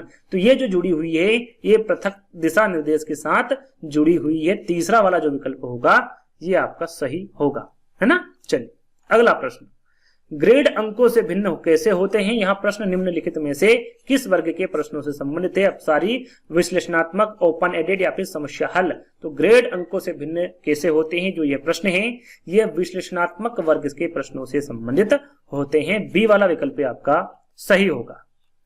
अगला प्रश्न, व्यक्तिगत अंतर के कारण छात्र अध्ययन की आदतों के मामले में अलग होते हैं, जैसे कि वे विभिन्न विषयों के बारे में अपनी रुचि और दृष्टिकोण के मामले में अलग है। बिल्कुल सही है। वे विभिन्न चीजों के अध्ययन के बारे में अपने दृष्टिकोण, विश्वास और राय में अलग है। ये भी सही है। वे अलग अलग चीजों का अध्ययन करके अपने दृष्टिकोण और उद्देश्यों में अलग होते हैं। ये भी आपका बिल्कुल सही आंसर हो गया। दिए गए सभी विकल्प सही है। 4th वाला आपका करेक्ट आंसर होगा, है ना। चलिए अगला प्रश्न, वैलेंटाइन के अनुसार शब्द आमतौर पर उन बच्चों का वर्णन करने के लिए प्रयोग किया जाता है जिनका व्यवहार या व्यक्तित्व किसी चीज में गंभीर रूप से असामान्य हो। असाधारण बच्चे होते हैं, पिछड़े हुए बच्चे होते हैं, असामान्य बच्चे या फिर समस्या से ग्रस्त बच्चे होते हैं। कैसे होते हैं? तो सही आंसर होगा, देखिए वैलेंटाइन के अनुसार समस्या से ग्रस्त जो बच्चे होते हैं वो शब्द आमतौर पर उन बच्चों का वर्णन करने के लिए प्रयोग किया जाता है जिनका व्यवहार या व्यक्तित्व किसी चीज में गंभीर रूप से असामान्य हो। 4th वाला विकल्प आपका सही होगा। बाहरी समस्याएं विघटनकारी व्यवहार है जो अक्सर दूसरों के लिए परेशानी का कारण बनते हैं। ये क्या अग्रेशन है, अति सक्रियता है, आवेगशीलता है या फिर लापरवाही है? इन चारों में से करेक्ट आंसर आपको बताना है, ये कूट में आंसर आपको बताना है क्या होगा 96 का। देखिए यहां पर सही आंसर होगा आपका बाहरी समस्याएं, विघटनकारी व्यवहार है जो अक्सर दूसरों के लिए परेशानी का कारण बनते हैं। वो अग्रेशन भी है, अति सक्रियता भी है, आवेगशीलता भी है ना, आवेगशीलता और लापरवाही भी है, यानी कि चारों विकल्प आपके यहाँ पर करेक्ट होंगे, है ना। तो पहला वाला आपका क्या होगा, सही होगा आंसर। अगला प्रश्न, टाइफाइड के टीके का प्रथम डोज रिक्त स्थान के दौरान दिया जाता है, कितने महीने या फिर कितने वर्ष में दिया जाता है ये बताना, 3 महीने, 5 महीने, 5 वर्ष या फिर 6 वर्ष। कब दिया जाता है टाइफाइड के टीके का प्रथम डोज? सही आंसर होगा ये 5 वर्ष में दिया जाता है। कितने वर्ष में? 5 वर्ष के बच्चों को ये डोज, प्रथम डोज दिया जाता है। तीसरा वाला विकल्प आपका सही होगा। चलिए अगला प्रश्न, जब एक शिक्षक का समय सही उत्तरों की संख्या आदि जैसे कुछ मानदंडों के आधार पर सही उत्तरों के लिए शिक्षार्थी की प्रशंसा करते हैं तो यहां एक उदाहरण बन जाता है रिक्त स्थान का। किसका उदाहरण बन जाता है? आंतरायिक दृष्टिकरण का, निरंतर सुदृष्टिकरण का, आकार देने और क्रमिक सन्निकटन का या फिर सजा का। किसका उदाहरण बन जाता है ये आपको बताना है। तो सही आंसर होगा ये आंतरायिक दृष्टिकरण का उदाहरण बन जाता है। याद रखिएगा पहला वाला विकल्प आपका यहां पर करेक्ट होगा। प्रजातियों में अनौपचारिक रूप से पाए जाने वाली प्रतिक्रियाएं निम्नलिखित में से किसे कहते हैं? जाति वृत्ति कार्य कहते हैं, व्यक्ति वृत्ति कार्य कहते हैं, अनुभव को, या फिर अधिगम को? किसे कहते हैं?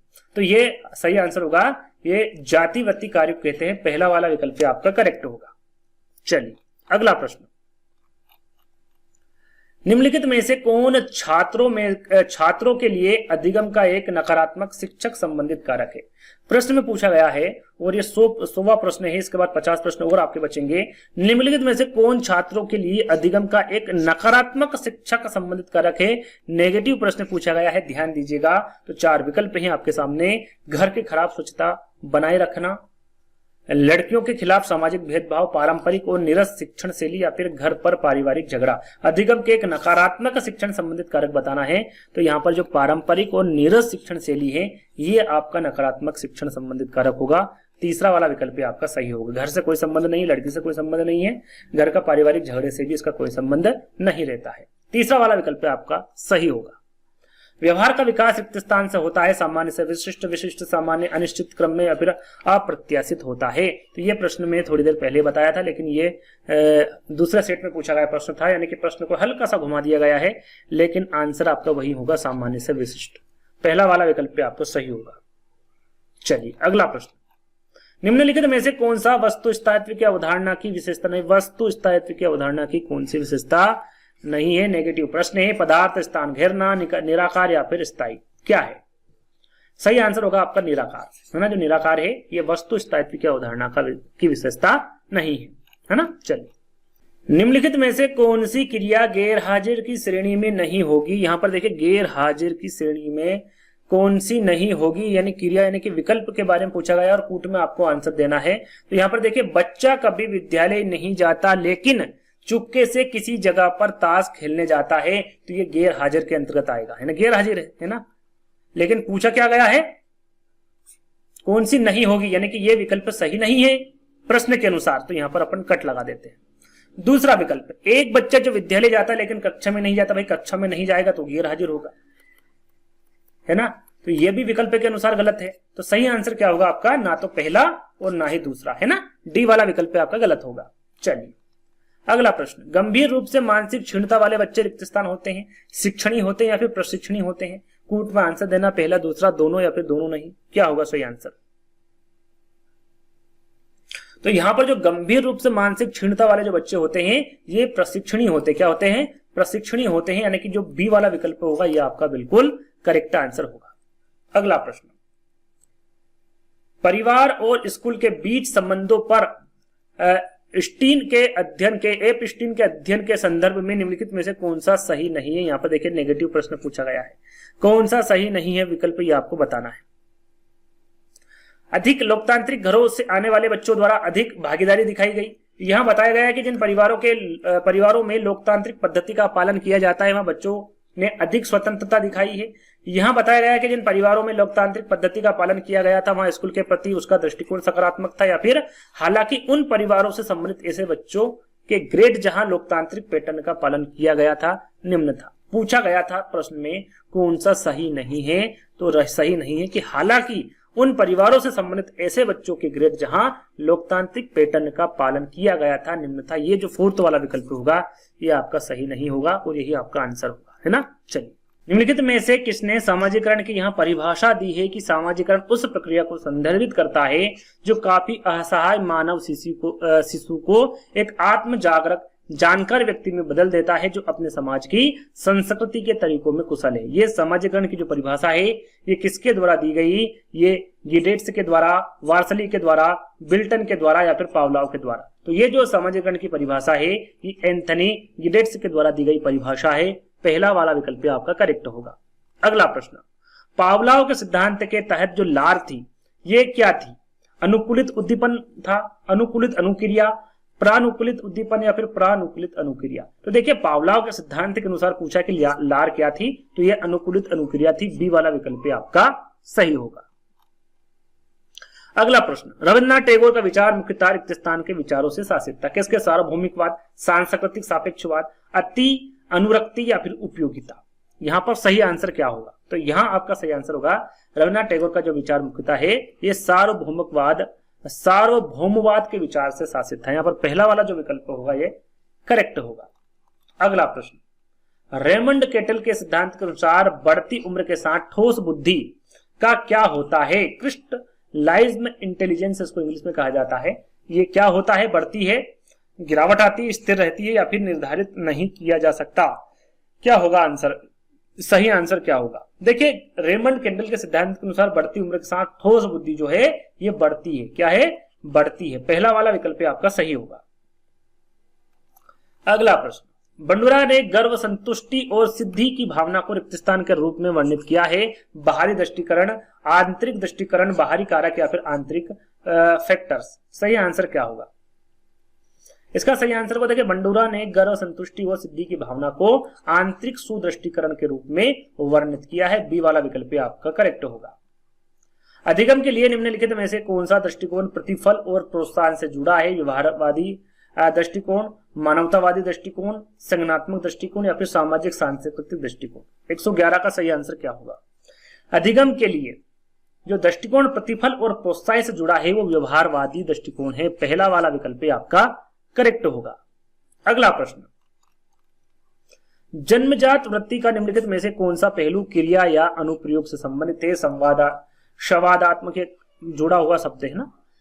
संवादात्मक पहलू, संज्ञानात्मक पहलू, प्रभावशाली पहलू या फिर सकारात्मक पहलू। प्रश्न है कि जन्मजात वृत्ति का इन चारों में से कौन सा पहलू क्रिया या अनुप्रयोग से संबंधित है? 112 का सही आंसर होगा सकारात्मक पहलू। डी वाला विकल्प आपका करेक्ट होगा। निम्नलिखित में से किस सिद्धांत को जनसंचार के सिद्धांत के रूप में परिभाषित किया गया है? जनसंचार के सिद्धांत के रूप में सामाजिक अंतर सिद्धांत को परिभाषित किया है, व्यक्तिगत अंतर सिद्धांत को, नैतिक अंतर सिद्धांत को या फिर संज्ञानात्मक अंतर सिद्धांत को। राइट आंसर आपका होगा यहाँ पर व्यक्तिगत अंतर सिद्धांत को परिभाषित किया है जनसंचार के सिद्धांत के रूप में, है ना। बी वाला विकल्प आपका करेक्ट होगा। अगला प्रश्न, उस अधिनियम का नाम बताना है आपको जिसे समावेशी व्यापक माना जाता है और जिसका उद्देश्य भारत में दिव्यांग व्यक्तियों को समान अवसर प्रदान करना है। वो अधिनियम कौन सा है? दिव्यांगजन अधिकार अधिनियम 2016, 2014, 2018 या फिर 2013। राइट आंसर आपका होगा यहाँ पर दिव्यांगजन अधिकार अधिनियम 2016। याद रखिएगा, सन याद रख लीजिएगा, 2016 राइट आंसर होगा। अगला प्रश्न, एक शिक्षक को ब्लैक बोर्ड पर लिखते समय निम्नलिखित में से किस बिंदु पर ध्यान केंद्रित नहीं करना चाहिए? यहाँ पर नेगेटिव प्रश्न पूछा गया। सुपाठ्य लेखन, आरेखों में बहुरंगी चाक का प्रयोग, ब्लैक बोर्ड पर सीधी रेखा या फिर प्रवाही लेखन का प्रयोग। किस पर ध्यान नहीं केंद्रित करना चाहिए ये पूछा गया है, तो प्रवाही लेखन का प्रयोग, है ना। जो फोर्थ वाला विकल्प है ये आपका यहाँ पर बिल्कुल सही होगा। इस पर ध्यान केंद्रित नहीं करना चाहिए एक टीचर को, एक शिक्षक को। चलिए अगला प्रश्न, पियाजे के मानसिक विकासात्मक सिद्धांत के निम्नलिखित में से किस चरण का बौद्धिक विकास समय के वस्तुकरण द्वारा चिन्हित है? संवेदी गतिक अनुकूलन की अवधि, प्रतिकारात्मक विचार की अवधि, पूर्वधारण विचार की अवधि या फिर सहज विचार की अवधि। सही आंसर क्या होगा? पियाजे के अनुसार आपको बताना है। राइट आंसर आपका होगा, देखिए पियाजे के द्वारा ही संवेदी गतिक अनुकूलन की अवधि दी गई है और यही आपका सही आंसर होगा, पहला वाला, है ना। चलिए, एक श्रवण बाधित बच्चे को सीखने में काफी समय देना पड़ता है, किसमें? लेखन में। श्रवण बाधित जो सुन नहीं सकता उसके बारे में बात की जा रही, लेखन में, पढ़ने में, भाषा में या सुनवाई में। यदि आपको समझ आ गया होगा तो ये होगा भाषा, है ना। श्रवण जो सुन नहीं सकता, है ना। श्रवण बाधित बच्चे को सीखने में काफी समय देना पड़ता है, जो भाषा है उसमें बच्चे को काफी समय देना पड़ता है, भाषा वो बहुत समय लेता है सीखने में, है ना। तो तीसरा वाला विकल्प आपका करेक्ट होगा। अगला प्रश्न, संज्ञानात्मक विकास के सिद्धांत में किसने विकास के 4 चरण बताए? संवेदी पेशी अवस्था, पूर्व सक्रियात्मक अवस्था, मूर्त सक्रियात्मक अवस्था और अमूर्त सक्रियात्मक अवस्था। इसके बारे में सभी को पता है, सरल सा प्रश्न है।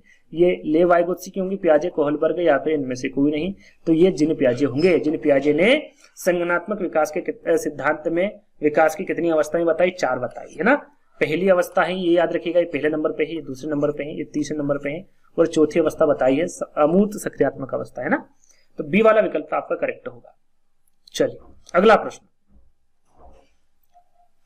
निम्नलिखित में से कौन सीखने की प्रक्रिया में सक्रिय भागीदार है? ये 119वां प्रश्न, यहां पर संख्या लिखी हुई है ना। कौन सीखने की प्रक्रिया में सक्रिय भागीदार है, यहां पर बताना, शिक्षक, शिक्षार्थी। इन दोनों में से सही आंसर क्या होगा? ये ए है, ये बी है, ये सी है और ये डी है ना। चलिए बताइए। तो यहां पर क्या पूछा गया? सीखने की प्रक्रिया में सक्रिय भागीदारी, इसमें बच्चा भी होता है और शिक्षक भी होता है, यानी कि शिक्षक भी और शिक्षार्थी भी, दोनों ही इसमें सही आंसर होंगे, यानी कि पहला और दूसरा दोनों ही सही होंगे। चलिए, अगला प्रश्न, प्रभावी शिक्षण है क्या है? सहयोगी या फिर विचारोत्तेजक है? क्या है भाई प्रभावी शिक्षण? दोनों में आंसर आपको कूट में ही देना है। यहां पर फर्स्ट लिखा हुआ है, यहां पर सेकंड लिखा हुआ है और यहां पर फर्स्ट लिखा हुआ है ना। तो प्रभावी शिक्षण आपका सहयोगी और विचारोत्तेजक दोनों ही होगा, यानी कि यहां पर भी सी वाला विकल्प ही आपका करेक्ट होगा। अगला प्रश्न, व्यक्तित्व का मनोविश्लेषिक सिद्धांत, व्यक्तित्व का मनोविश्लेषिक सिद्धांत रिक्त स्थान के द्वारा दिया गया, यह आपको बताना, केली, आल्पोर्ट, सेल्डर या फिर सिगमंड फ्रायड। सरल सा प्रश्न है। मनोविश्लेषण यदि आपको याद होगा तो किसके द्वारा दिया गया है? तो ये आपका सिगमंड फ्रायड द्वारा दिया गया है। अहम इदम पराहम, जैसा कि मैंने थोड़ी देर पहले आपको बताया था, इन्हीं के द्वारा दिया गया है ना। तो डी वाला विकल्प आपका सही होगा।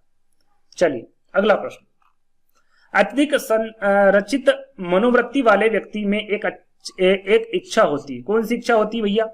उत्तेजनाओं के प्रति खराब संज्ञानात्मक प्रतिक्रिया देना, उत्तेजना के लिए त्वरित संज्ञानात्मक प्रतिक्रिया दें, ऐसी भावनाएं और मान्यता है जो उसके दृष्टिकोण का खंडन करती है, या फिर दिए गए विकल्पों में से कोई नहीं।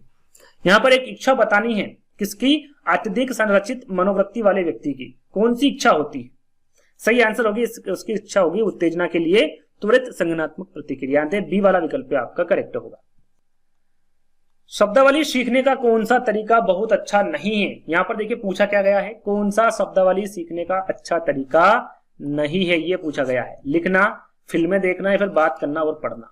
यहां पर केवल 1, केवल 2, केवल 3, 1 और 2 दोनों सही। क्या होगा? 124 का आंसर क्या होगा? तो यहां पर सही आंसर होगा क्या? 1 और 2 दोनों सही है, यानी कि लिखना और फिल्म देखना, ये दोनों ही सीखने में, शब्दावली सीखने का कौन सा तरीका बहुत अच्छा नहीं है? तो लिखना और फिल्म देखना, है ना। यहां पर आपका जो डी वाला विकल्प होगा ये आपका सही होगा। चलिए, अगला प्रश्न, कौन सा कथन गलत है? यहां पर गलत कथन की पहचान करना है। समय से पहले का बच्चा कमजोर होता, बिल्कुल कमजोर होता, ये कथन सही है, लेकिन हमें यहां पर गलत कथन का चयन करना कि कौन सा गलत है। एक समय से पहले बच्चे के अंडकोश जन्म के बाद अंडकोश की थैली में नहीं उतरते हैं, जैसा कि एक सामान्य बच्चे के मामले में होता है। ये भी आपका जो दूसरा वाला विकल्प है बिल्कुल करेक्ट है। समय से पहले बच्चे का रोना और अन्य आवाजें कमजोर होती, बिल्कुल सही है ये भी आपका। समय से पहले बच्चे का वजन हमेशा एक सामान्य बच्चे से अधिक होता है, तो अधिक नहीं होता है। यदि बच्चा पहले पैदा हो गया तो उसका जो वजन होगा वो कम होगा, ना कि अधिक होगा। तो जो फोर्थ वाला विकल्प होगा ये आपका करेक्ट होगा, है ना। चलिए, अगला प्रश्न है आपका, जिस तरह से कौशल और अभ्यास का उपयोग करने की कला को सीखने के लिए दिया जाता है उसे क्या कहा जाता है? सीखना, अर्जन, विद्वता या फिर पठन। क्या कहा जाता है? तो इसे सीखना कहा जाता है। क्या कहा जाता है? इसे सीखना कहा जाता है। पहला वाला विकल्प आपका सही होगा। चलिए, अगला प्रश्न, बेहतर लैंगिक समानता चाहना रिक्त स्थान लक्षण का एक उदाहरण किसका है, या लक्ष्य का एक उदाहरण है? लघु अवधि, दीर्घावधि, सामाजिक या फिर व्यक्तिगत? सही आंसर क्या होगा? तो बेहतर लैंगिक समानता चाहना ये सामाजिक लक्ष्य का एक उदाहरण है। किसका? सामाजिक लक्ष्य का। तो तीसरा वाला जो विकल्प होगा ये आपका करेक्ट होगा। अगला प्रश्न, शिक्षण रिक्त स्थान के अनुसार होना चाहिए। शिक्षकों के मानसिक स्तर का होना चाहिए, छात्रों के मानसिक स्तर का, प्रधानाध्यापक के मानसिक स्तर का, या फिर माता पिता के मानसिक स्तर का शिक्षण कैसा होना चाहिए ये पूछा गया है। तो सही आंसर होगा आपका छात्रों के मानसिक स्तर के अनुसार होना चाहिए शिक्षण। बी वाला जो विकल्प होगा ये आपका करेक्ट होगा। चलिए अगला प्रश्न, निम्नलिखित कथनों पर गौर करना है आपको, और क्या करना है कि सही कोट का चयन करना है ना, जो सही है उसका चयन करना है। एक बच्चे के लिए बोलना शुरू करना ज्यादातर परिपक्वता से प्रभावित होता है। कोई भी उचित अभ्यास के बिना धारा प्रवाह और अर्थपूर्ण ढंग से नहीं बोल सकता है, जो अनिवार्य रूप से अधिगम से प्रभावित होता है। सही कोड का चयन करना है, पहला, दूसरा, तीसरा, चौथे में से, है ना, 4 विकल्प में से सही कौन सा है। तो यहां पर देखिए दोनों ही कथनों पर गौर किया और दोनों ही कथन सही है, यानी कि ये जो फोर्थ वाला विकल्प है, दोनों फर्स्ट और सेकंड है ना, तो फोर्थ वाला विकल्प आपका यहां पर करेक्ट होगा।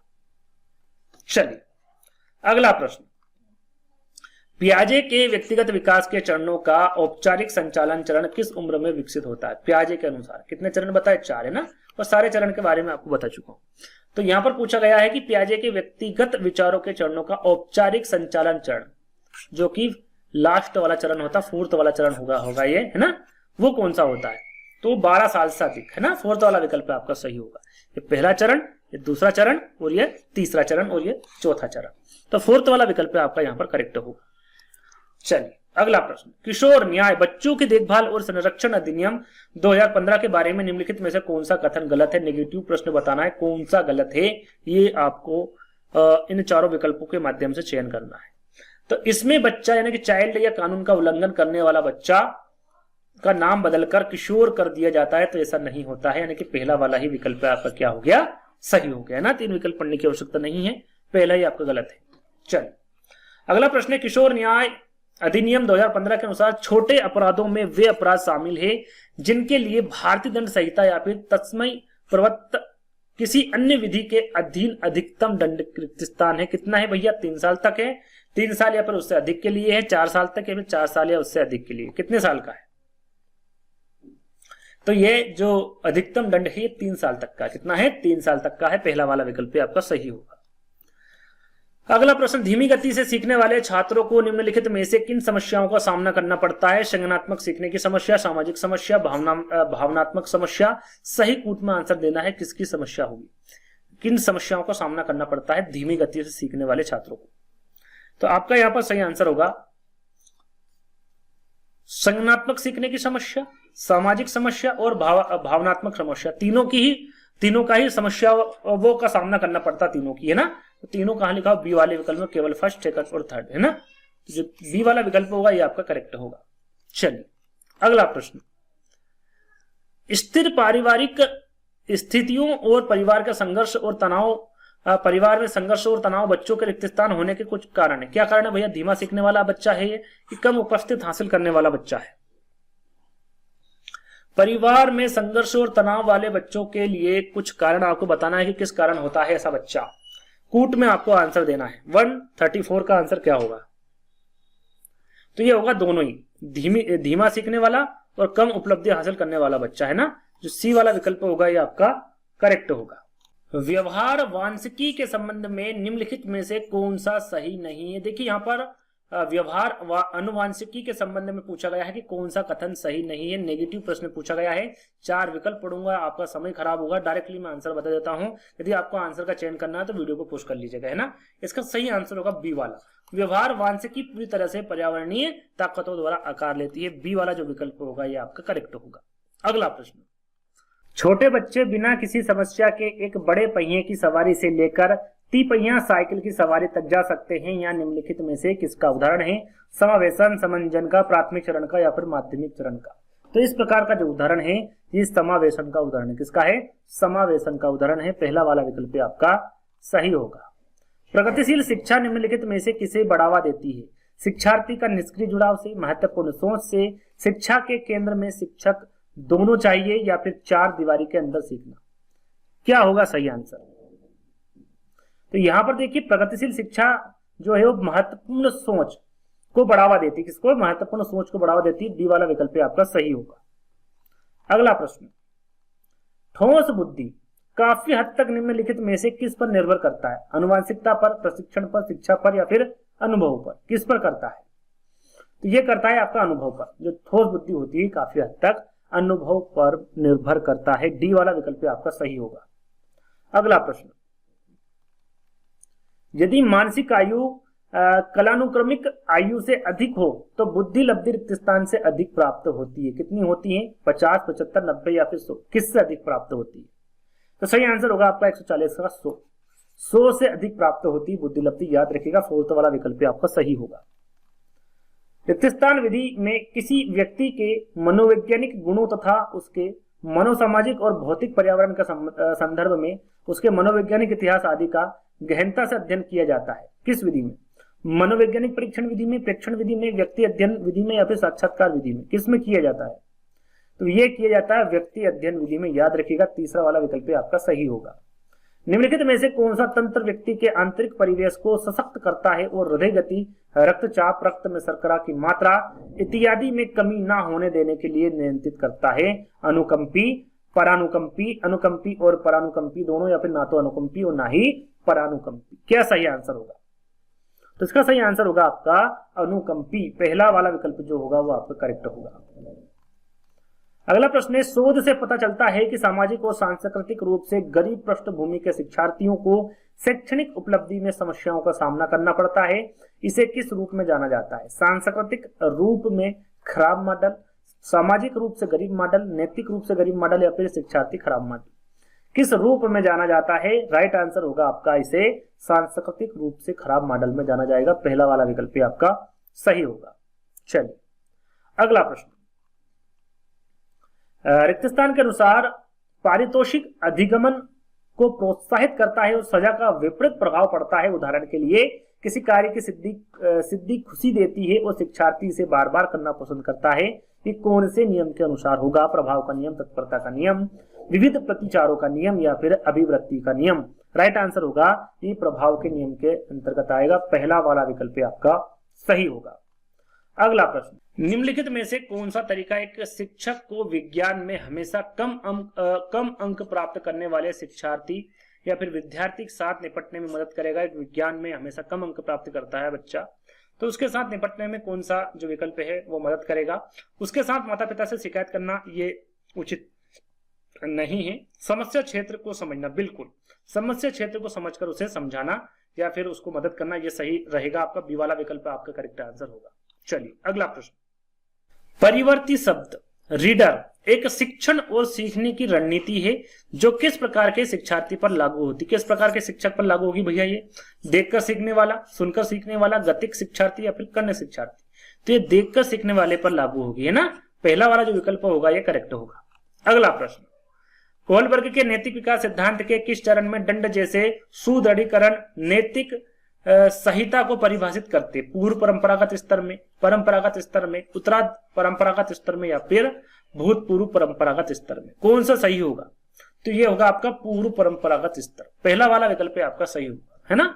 चलिए अगला प्रश्न, एक छोटी कोशिका से शुरू होने वाला जीवन मनुष्य के शरीर, मन और व्यक्तित्व के अन्य पहलुओं को एक निरंतर प्रवाह के माध्यम से विकसित करता है। रिक्त स्थान के सिद्धांत के तहत आता है। कौन से सिद्धांत के तहत आएगा? क्रम समरूपता का सिद्धांत, व्यक्तिक भिन्नता का सिद्धांत, निरंतरता का सिद्धांत, या फिर एकीकरण का सिद्धांत? सही आंसर कौन सा होगा? कौन से सिद्धांत के तहत आता है? तो सही आंसर होगा ये निरंतरता के सिद्धांत के अंतर्गत आएगा। तीसरा वाला विकल्प आपका सही होगा। चलिए अगला प्रश्न, निम्न में से कौन अंतःस्रावी ग्रंथियां द्वारा स्रावित शक्तिशाली रासायनिक पदार्थ है जो रुधिर प्रवाह द्वारा शरीर में परिवहन किया जाता है? जीन, सूत्रगुण, हार्मोन्स, या फिर डीएनए? सही आंसर होगा आपका हार्मोन्स, है ना। सही आंसर क्या होगा आपका? सी वाला हार्मोन्स, है ना। चलिए अगला और अंतिम प्रश्न, जैसा कि टोटल में आपको ज्यादा इस वीडियो को लाइक करना, शेयर करना, चैनल को सब्सक्राइब कर लेना है। आगे 150 से और भी ज्यादा प्रश्न यहाँ पर मिल सकते, लगभग 1000 है ना। तो अंतिम प्रश्न निम्न में से कौन सा सामाजिकरण प्रक्रिया का एक चरण है? अनुमोदित सामाजिक भूमिकाएं निभाना सीखना, सामाजिक रूप से अनुमोदित तरीकों से व्यवहार करना सीखना, सामाजिक दृष्टिकोणों का विकास, या पर दिए गए सभी विकल्प। तो यहाँ पर सामाजिकरण प्रक्रिया का चरण बताना था, तो ये तीनों ही चरण है, यानी कि दिए गए सभी विकल्प सही होंगे। फोर्थ वाला विकल्प आपका यहाँ पर करेक्ट होगा। तो आज के जो 150 प्रश्न थे वो यहीं पर समाप्त होते हैं। आज का वीडियो आपको कैसा लगा कमेंट्स के माध्यम से बताना है। यदि अच्छा लगे तो वीडियो को लाइक करना है, शेयर करना है, चैनल को सब्सक्राइब कर लेना है। अगले वीडियो में जल्दी ही मिलेंगे, जब तक के लिए धन्यवाद।